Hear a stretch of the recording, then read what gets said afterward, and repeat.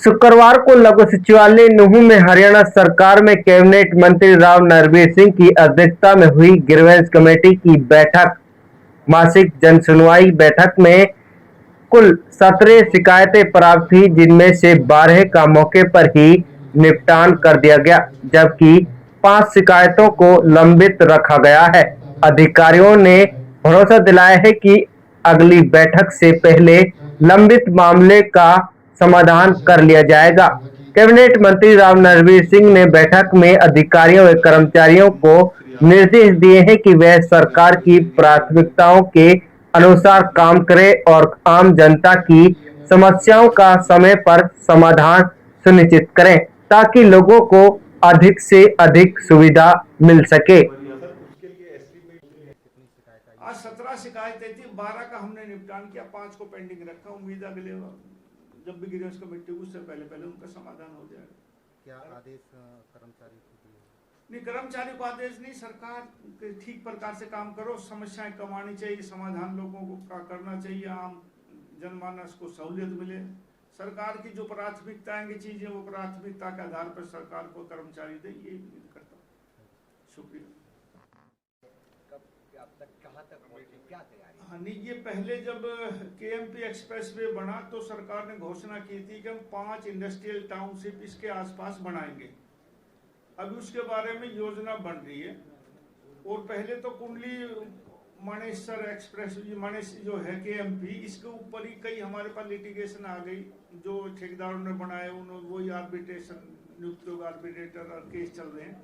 लेकिन अब हमने अभी 2-3 दिन मीटिंग करी दिल्ली में बैठ के भी, सारे देश के और बाहर के भी, सुजुकी जी भी आए जो सुजुकी के मालिक हैं, और इंडस्ट्रियल पॉलिसी हम शायद इसी महीने में या मई के पहले हफ्ते तक इंडस्ट्रियल पॉलिसी लागू करेंगे। तो उम्मीद करता हूं कि इस पॉलिसी में हरियाणा में एक राहत मिलेगी बहुत ज़्यादा। बहुत सारे इन्वेस्टर आए हैं जो हरियाणा में इन्वेस्ट करने की कोशिश कर रहे हैं, क्योंकि हरियाणा जो है दिल्ली के बहुत नज़दीक है और कनेक्टिविटी बहुत अच्छी है।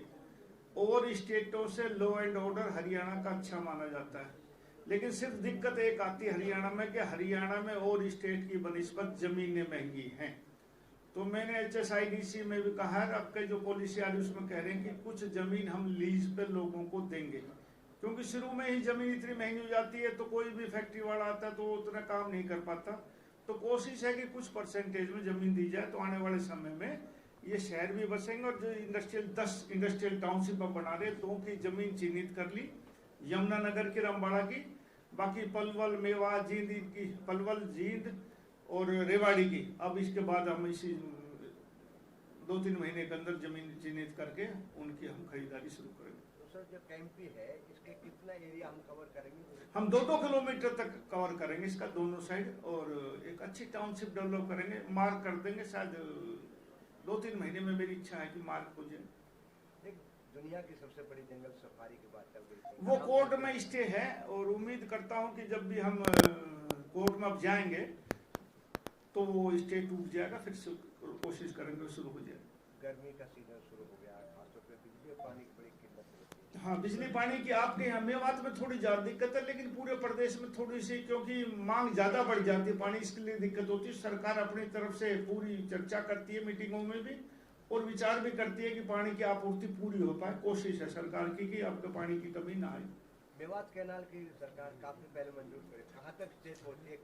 अभी एक हम नया और काम कर रहे हैं, जो हमारा बरसात के दिनों में पानी आता है, और जो गुड़गांवा हम बोलते थे एक बादशाहपुर ड्रेन, जो हमारी घाटा से शुरू होकर ड्रेन नंबर 8 में जाती थी, वो पिछले दिनों मनोहर लाल जी आए थे गुड़गांव में। तो पहले भी समस्या बहुत सालों से रही कि पानी भर जाता हमारे 3-4 हजार एकड़ में। तो हमने एक नई योजना दी है, जो हमारा वाटिका चौक है, यहाँ से एक ड्रेन निकाली जाए, जो मेवात में पानी हमारे ये हाजीपुर के आसपास जो हमारी गुड़गांवा कैनाल आती है, इसमें वो पानी डाल के मेवात को वो पानी सिंचित करेगा, क्योंकि बरसात का पानी गंदा नहीं होता, वो अच्छा है। उसको जमुना में भी डालने का फालतू आ जाएगा तो पुढ़ाना के थ्रू वो जमुना में चला जाएगा, उधर जाने की बजाय दिल्ली क्रॉस करके इधर डाल देंगे, तो उससे बहुत मेवात को जमीन सिंचित होने की कोशिश सिंचाई करने की कोशिश कर रहे हैं। मासिक बैठक का आयोजन किया गया है, कितनी शिकायत आई? आज 17 शिकायतें थी, 12 का हमने निपटान किया, 5 को पेंडिंग रखा। उम्मीद अगले जब भी ग्रीवेंस कमेटी उससे पहले उनका समाधान हो जाएगा।